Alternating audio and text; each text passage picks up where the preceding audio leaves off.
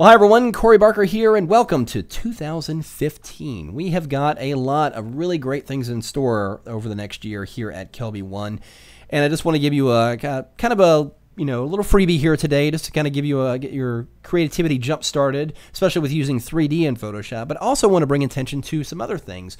My Master Effects series is going to be releasing at the end of this month, and it's going to be a monthly series on Kelby One where we kind of do like a project-based course where we actually delve into something, like be it a Hollywood poster or a logo effect or just whatever. And we're going to be doing that. I'm going to be releasing one of those each month exclusively on kelby1.com, so you can, if you're a Kelby One subscriber, you'll be able to access that each month, and it's a very going to be a very cool series. I'm very excited about it, so be on the lookout for that coming by the end of this month. And again, it will be released one course every month thereafter. In this video, however, I just wanted to kind of share with you a really cool 3D logo effect. I had a lot of people asking me, I really want to do really cool 3D logos in Photoshop, but I'm not really sure how to get started. And just want to show you a few things on how you can go about doing that. And this was inspired by watching all the playoff games recently, the football playoffs. I've been really intrigued by a lot of the graphics they use on the network to promote the football and during the game and stuff like that. So it gives me a lot of really cool ideas when I do that. So this is just playing around with one of those ideas using nothing but Photoshop. Now the only thing we're going to be using coming from outside Photoshop is a texture, which is this kind of metal beam texture here. And I've got it set up to where it's tiled. Notice I've got the edges here and here clean right up to the edge, but we've got this area here. So when it tiles, it actually seems like it's all rather seamless, because they'll be buttered up right up next to each other. So that's the only texture we're going to be using here. And the rest we're going to create entirely from scratch right here in Photoshop. So let's begin by bringing out all the relevant panels we're going to need. We're certainly going to need the layers panel and the paths panel. We're definitely going to be using that. And then we'll get the 3D panels out in just a little bit after we create our base shapes. Now, when you get started, and I've said this before, vector shapes always give you the cleanest, best 3D objects in Photoshop. Understanding how paths work also is critical in getting really efficient at creating these objects here. So I'll just kind of give you an idea of what I do to get started. So we're going to start with the shape tools here. I'm going to go and select the rounded rectangle tool here, and just draw out a long rectangular box like this. Now, first thing is I want to make sure this is centered in my document. So I'm actually going to bring up my rulers, drag out vertical and horizontal guides, which will snap to the center of my document, establishing the center point. I'm going to press Command T to put my shape here in transform mode. I'm just going to go ahead and just bring it to the center. It'll snap right into the edge there, and there we go. Now in my properties panel right here, I can go and edit the roundness. Notice we use the rounded rectangular tool, and if I go in here into the properties panel, I can go in and use the scrubby sliders here to increase or decrease the radius of that shape there. So I'm just going to increase this a little bit right about there. Now I don't want these to be rounded corners, but rather I want them to be straight edged or really harsh corners. So I'm going to go and get the convert point tool, which is grouped here with all my pen tools, and go and click on each control point, and that's going to basically snap the bezier curve back to its home position, thus giving me that kind of hard edge corner there. Now I want to modify the shape now. It's been changed, but I want to go ahead and modify a few of these control points. So I'm actually going to go and get the path, or rather the direct selection tool, which is the white arrow here, and it allows you to select specific control points in your document. You'll notice that selected control points are solid, whereas unselected ones are hollow like that. So I'm going to drag and select just the inner shapes here, and I'm just going to go ahead and put it in free transform. And if you scale it out, notice how it only modifies the positions of those selected control points. Even though it looks like the entire shape is in the control handle, only those selected control points will be modified as I do this. So I'm holding down the Option key and just kind of positioning this out like that, and that looks good there. And I'm going to do the same with these outer shapes. I'm going to select those and just kind of push those out a little bit like that. And there's my resulting shape. All right. So the overall shape's a little big, so I'm actually going to scale it down a little bit because we're going to add a second shape in here. But first, let's go in the paths panel. So this is the first shape we created. So I'm going to double click on that, and we'll call it shape 1. And we're going to create a second shape, but I'm going to create it on this path so I can get the placement right, and then we'll put it in another path layer. So I'm going to use the same rounded rectangular tool, but this time I'm going to hold the shift key down so I get a perfect square instead of a rectangular shape there. And I'm going to also modify the radius. I'm going to increase the radius quite a bit here because I want to get that really cool kind of hex shape there. And once again, with the convert point tool, just go ahead and click on each of these control points, snapping the corners back. And there we go. Now I'm going to use that direct selection tool again to select these inner points here and here. And again, I'm going to scale this up. And right about there. Now, let's position this in the center again. Oh, let me undo that. Only had a few control points, so I'm going to actually reselect the shape with the path selection tool. And let's position that centered like that. There we go, there. Okay, so now we have two shapes. We have these, the bigger square shape, and then we have the rectangular shape. Now, this is going to be an outer shape that's going to be part of a different 3D object. So I'm actually going to take this and put it on a different shape layer. However, first I'm going to add a subtraction object. Now I'm going to grab the regular rectangular tool here and go up in the go up here in the options bar and change this pathfinder from combine shapes to subtract from shapes. Now make sure you don't have any existing shapes selected when you change to subtract from shape. Otherwise it'll change the state of whatever shape is selected. But now I'm just going to draw a box and basically subtract this shape from this area because I only want to use the top and bottom of this outer shape that I've created here when I go ahead and create the 3D object. So I'll position that right there. Okay, so now we got all those objects created. I'm now going to select both the outer shape here, the second shape, and then the subtractive shape, and then copy those to the clipboard. Go down to the Paths panel, and we're going to create a new blank path layer and just paste that shape in there. So we'll go back to shape 1 here and select those two original shapes and go ahead and delete them. So what we should have here is we've got our horizontal shape on one layer, and then we've got the rectangular shape on another layer with that other path subtracting from it on the inside. So now we're ready to go ahead and start creating our 3D objects. So I'm going to go ahead and create a new blank layer and give it a simple base 50% gray fill. And we will take this first path shape we've created and we're going to go to the 3D menu. Now you want to make sure that the path layer is selected in the Paths panel as well as the target layer in the Layers panel. And then you just simply go to 3D and choose New 3D Extrusion from selected path. And it's going to go ahead and extrude that object. And if we rotate our view, want to make sure that you rotate the current view, which is the camera view, and not the actual object itself, because you want to keep it on the existing ground plane when we merge all the objects together to keep them aligned. So if I rotate my current view, which is the camera view, you can see that it's extruded the object based on my path shape. And it's a little thick, so I'm going to actually select the object. And when you do, you'll notice in the Properties panel, you've got the extrusion depth setting here. So I'm actually going to take that, and let's bring that to, let's say, we'll do 750 pixels. Rotate that around. It looks, yeah, it looks pretty good. We can always adjust that later, but for now, I think that looks pretty good.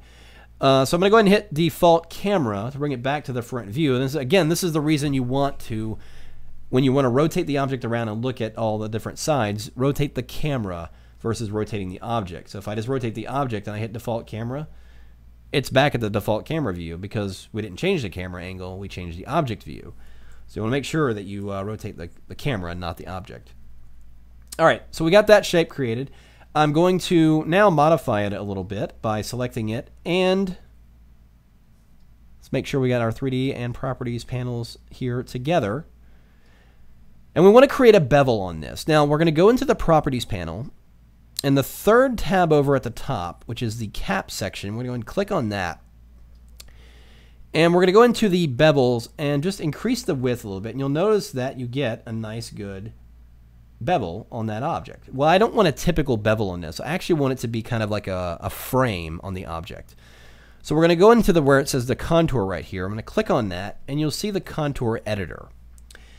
And we're going to add a couple control points to this, and make sure that you check on corner for each one of these, because otherwise it'll just round it out like that, as you can see. So we're going to keep it in a corner. But I'm going to bring this top control down to the bottom here. And as I do that, you'll notice what happens to the frame. It now has this kind of like dipping into the shape rather than just kind of a typical bevel on it. And if I click OK and rotate this around, you can see now it has the depth in there, just like an actual bevel. And we've got this kind of framing inside there. So that looks pretty good. So now let's go ahead and create the second shape that we had here. Remember this rectangular object shape that we had here. I'm going to turn this layer off for the moment so we can see this one. So I'm going to go ahead and create, again, a new blank layer, give it a 50% gray fill, and now we're going to create a 3D object based on this shape. Now notice, when we added this second shape that's subtracting from the original shape, it's going to remember that when it creates the 3D object, and we'll create it based on that. So let's actually select our layer, new 3D extrusion from selected path. There it is. Now, so you can see it's gone ahead and cut away that section that we subtracted from in the middle and given us what we were looking for. So now, let's turn that off for the moment. So now in the other shape, we set the depth at what, 750, I believe? So we'll go ahead and do the same thing for this one as well, and then we'll return this to the home position. Let me just reselect this to make sure. All right, so we got them both at 750 on the width. Now, what we have now are two different 3D objects on two different 3D layers. However, we need them to be both be on the same 3D layer. So we just need to simply merge them together. So I'm going to select the top 3D layer and simply press Command E, which is the same keyboard command for merging two regular layers together. And it does the same exact thing for 3D layers. However, they are still separately editable 3D objects. While it looks like one layer in the layers panel, in the 3D panel, you can see it's still two separate objects that you can modify here. Now, let's look again at the settings we use for the beveling on this center shape, and we will do a very similar thing to the other shape here. So let's go ahead and just increase this. Well, let's do like, and we'll do like 20 on the width. And again, we're going to adjust the contours. I'm adding the control points and checking on corner on these. And we'll position this here, and let's go down here. And I think we're going to need to increase that a little bit more. Let's do like 25. You know what? Maybe we'll go up to 30 on that one. That looks pretty good. All right. So front-facing view, there's my front. Now if I grab my current view and rotate the camera around, you can see we've got a really interesting 3D shape, or logo shape, really taking shape here. If I can say shape one more time, that would be shapely. Anyway, so let's bring this back to the front-facing view. So now let's start dressing up our logo with some textures. We're going to add some text in here in the center in just a moment, but let's start adding some textures here. Now I'm going to do that first by just rotating my object so I can see more of the side face here. So let's start with the center object here. And in the 3D panel, which is layer 1, so we'll just rename these. We'll call this center shape, and then we'll call this outer shape. So those are our two 3D objects. So we're working on the center shape right now. So I'm going to twirl that down, and we want to modify the extrusion material, which is the sides right here. So right here in the properties panel, when I click on extrusion material, we have all the various surface properties that we can modify here. Now the one that I want to modify first is the diffuse property here. So I'm going to go in this little pop-up menu and choose replace texture.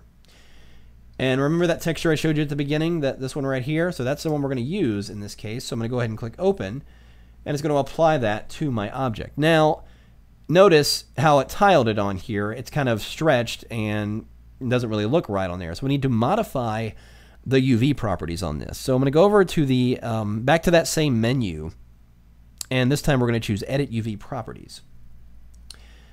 And let's zoom in here. Actually, let's Get a zoom in so we can see what's going on here. So edit UV properties. So here's where you modify the scaling and positioning of the texture on the object itself. So in this case, I'm going to drop, let's drop the scale or the X scale. Let's do this to like 25. And I took some trial and error for me to realize which of these numbers was going to work. So there you can see by increasing the Y value and decreasing the X value, we can see that the texture looks a little bit more like it's supposed to. Let's see what this does here. It's stretching it out. Let's do like 15 on this. There we go. And if I move down to where it says offset, you can use the sliders here and actually reposition this texture on the object just by moving that slider back and forth. So you can see how the textures kind of interact there. I think that looks pretty good there. So we'll click OK on that one. There we go. So there's that outer shape. It's got the texture applied to it. So now what I want to do is go back to that same extrusion material, and I want to add the bump to this, the bump texture. So it actually feels like, so rather than just looking like a steel structure, it actually looks like it has some kind of texture to it, and that's going to be through the use of a bump map. Now we're going to use the same exact file we did a moment ago, which is the steel hull right here. So go ahead and apply that.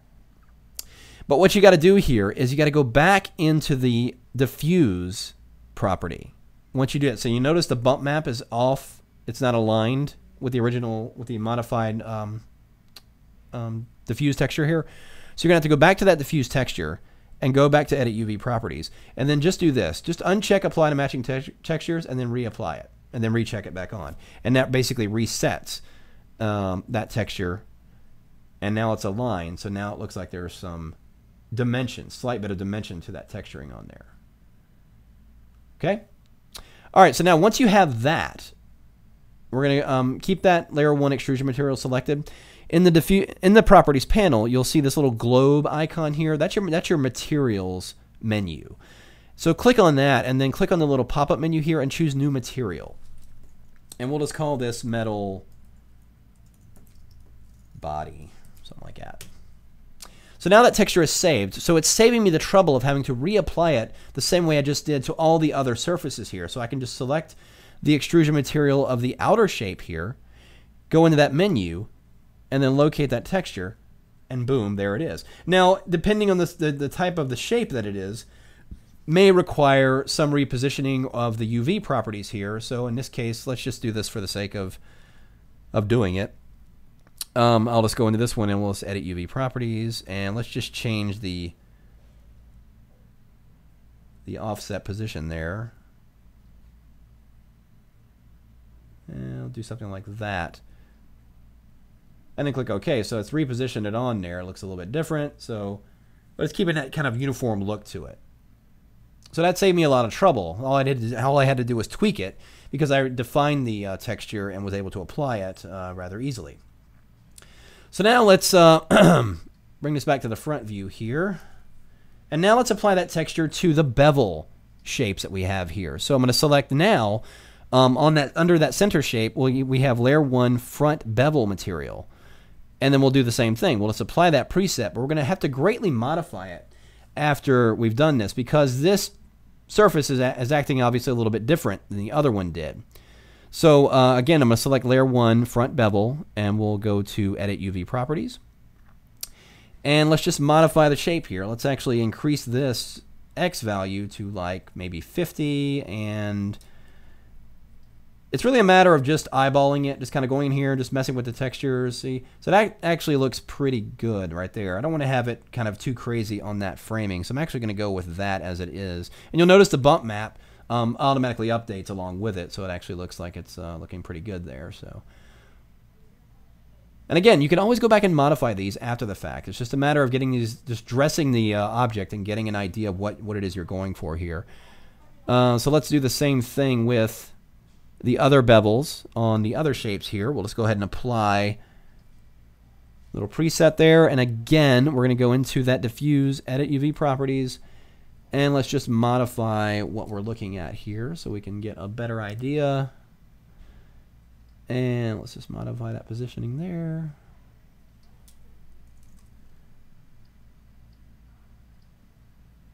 There we go. So I just adjusted my scale. I'm really just adjusting my scale and offset here until I get a configuration that looks good for what I'm going for. I think that will work right there.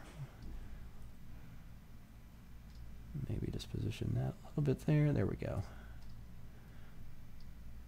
So we're getting this kind of cool industrial look on my logo effect there, and that's actually kind of cool there. I like that. All right, so I'm going to bring this back to the default front view here. So now we have to look at the front face of these objects, these gray fields right here. What I want to have here is kind of this mesh, this round, that kind of round mesh industrial look that we're seeing in a lot of designs these days.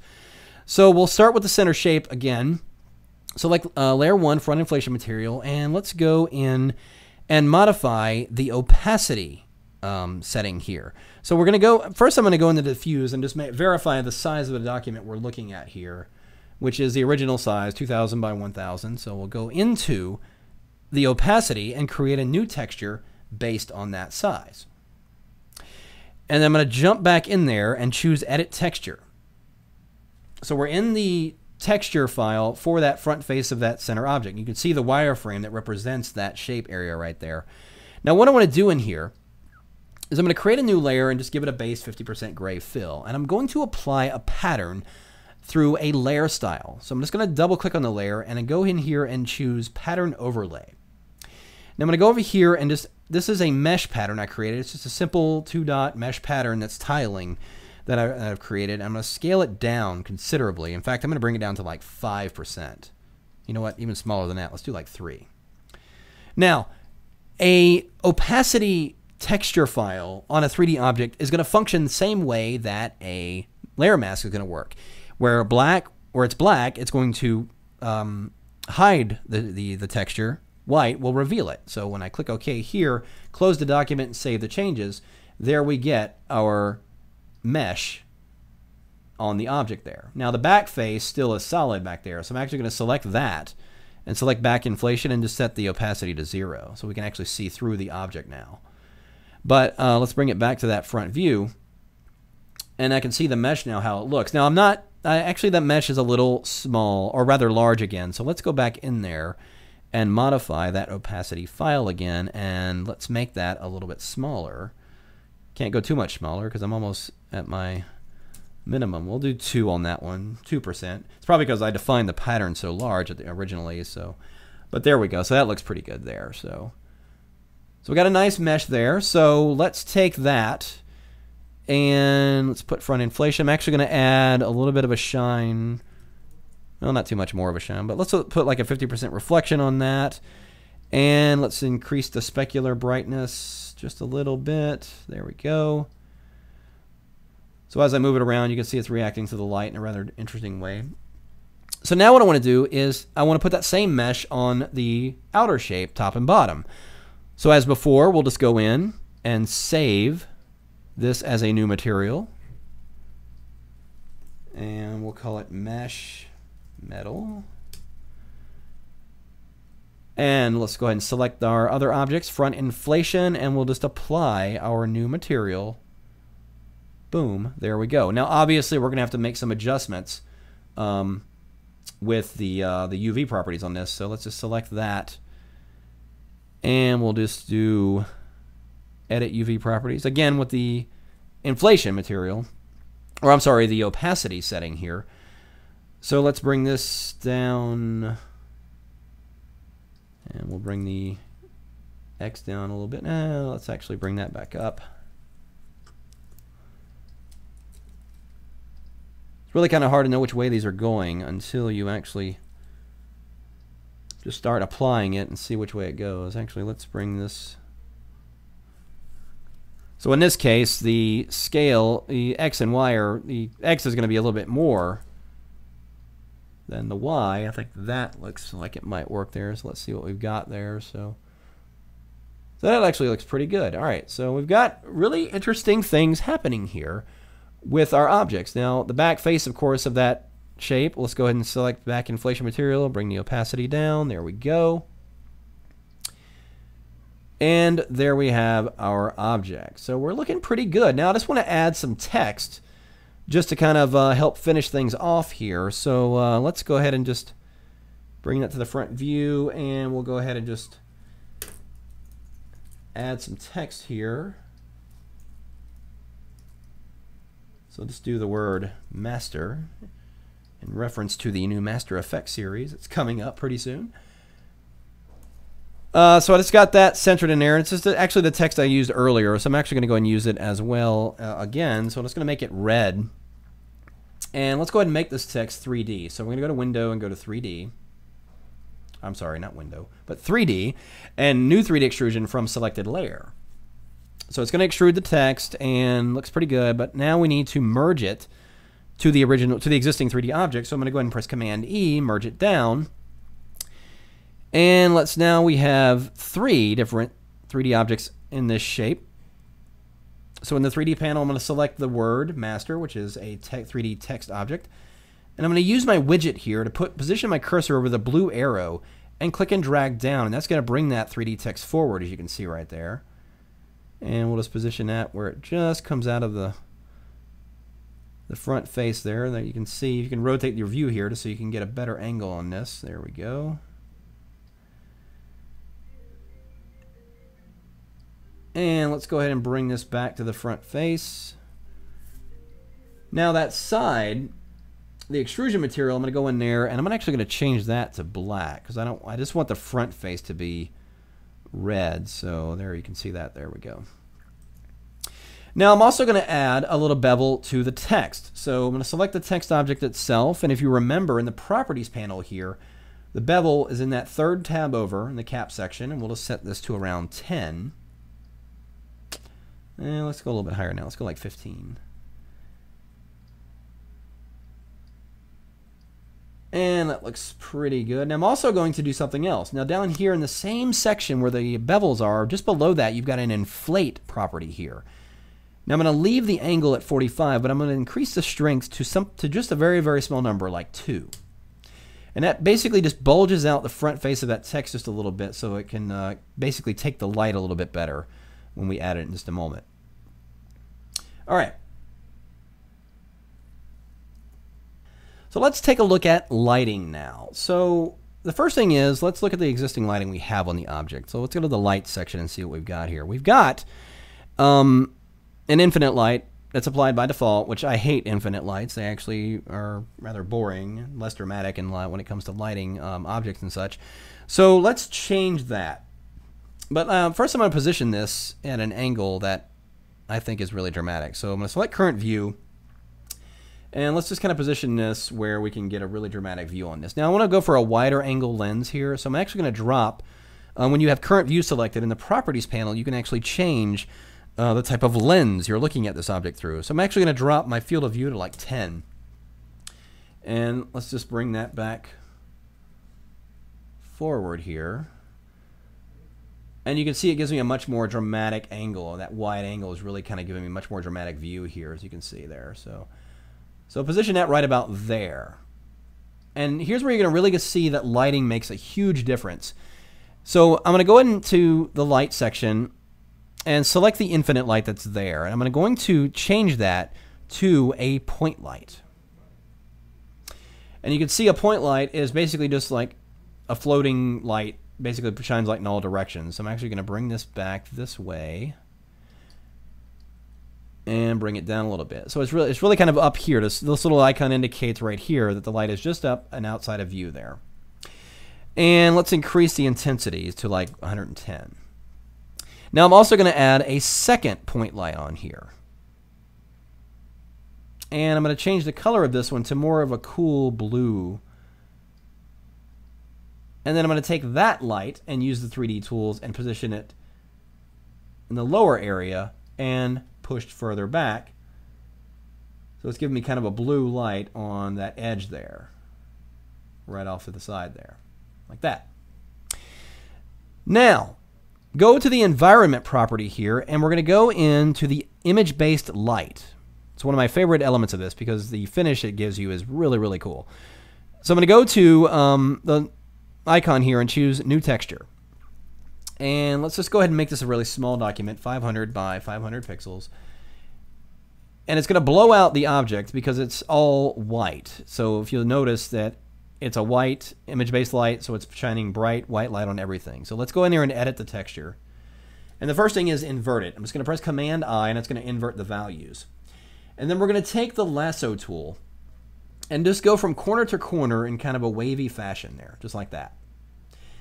And I'm just going to take the gradient tool here and just going from white to transparent, I'm just going to draw it from the outside area, basically coming in from the opposite corner and dragging to the down corner there. And so we get a gradient that looks like that. That's all there is to it. So I'm going to close that, save the changes. And now we have this image-based light. Now if I move it around, you'll notice how it's reacting to the various elements on here.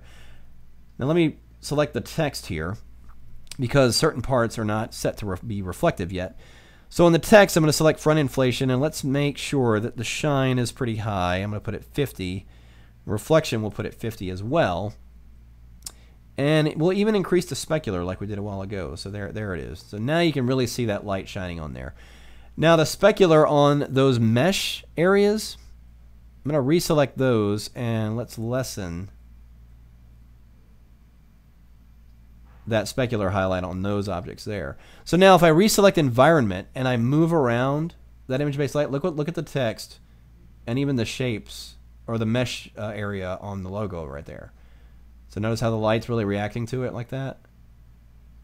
Really, really cool. So let me reselect these. I'm going to check the bevel. So we have no reflection there. That looks pretty good. That's fine. All right. So I think my original point light is a little too bright. So let's just bring that back to 100. Or I think it was a default at 90, but let's keep it at 100 there. So once again, I'm going to rotate my camera view and just see what we're looking at here. So we've got really cool textures and all kinds of really neat things happening on this logo that we've pretty much created from nothing with just a simple texture file. So, and at this point, there's a lot of really cool things you can do. You can continue to redress or try different textures on here and just really refine the logo.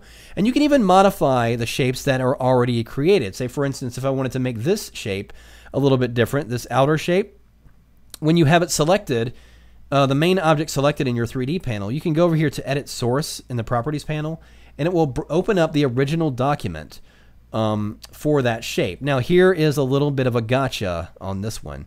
Notice we're looking at the original shape here. We want to make sure that that isn't what's going to be modified. So let's just say I change this by scaling this shape up. Now when I save this document, notice what happened to our shape, because it's taken its cues from this original shape here. So let's undo that. Basically go back to the beginning here. This is one of those little gotchas I wanted to make sure that you are clear on how to fix. So again, I'm going to go to the edit source, but I'm going to go to that path 1 because this document is referencing whatever's in shape 1. That's why it changed the shape when we changed that a moment ago. I'm going to copy this path, delete this path, and then paste this new one in that shape. Now, what I'm going to add to this is another rectangular shape tool in subtract mode, but add it as a vertical spacer. And let's just make sure that's centered in there. So this large shape and this thin shape are subtracting from that main shape now on the shape 1 layer. And when I close that and save the changes, watch what happens. Boom. So it updates that shape and has now split it to give us a little bit more interesting looking object there. Rather than just that one shape, now we have this kind of cool shape happening here. So you can do different things with this. You can actually make this thinner. If I wanted to take this and let's just make it 500 width. And we could take it and maybe push it back just a little bit so they're not on the same level. And so it looks like the main shape is really kind of pushing out more. But there's just all kinds of really cool, fun things you can do with this. Not only that, you can animate it. You can actually go into your timeline. And we're already taking a lot of time doing this, but why not go ahead a little further? Just to show you this, you can actually go in here and animate the camera. So if I bring this to maybe the 1 second mark, and let's just say I wanted to have it kind of, you know, like when you see those sports logos, they kind of zoom in and then they just kind of have a slow, casual turn once they're on screen. So you could do that in this sense of just kind of doing this, where I take the logo and have it start here. We'll set the 3D camera position there, and let's maybe say go to 3-second mark here. And then I'm just going to have it rotate around to where it kind of shows itself in the light right about there. And notice it established a new keyframe. So if I narrow this work area down, and let's just play that through and see what we get, it's going to generate those frames. And you're going to see that movement. And then as it animates around, you're going to see the light reacting to the object. And that object's going to come around. So I mean, from beginning to end, you can create and modify and animate 3D objects entirely inside Photoshop. And obviously did it in very little bit of time. This was maybe about 30 minutes, but you can see what's really possible with just a few minutes and a little bit of experimenting with textures utilizing 3D in Photoshop. And this is just the tip of the iceberg of what I've got in store for this year. I've got a lot of really cool new 3D stuff I'm going to be doing here on YouTube and on Kelby One. So be on the lookout for all kinds of really cool new 3D stuff in Photoshop. I'm Corey Barker. I'll see you guys later.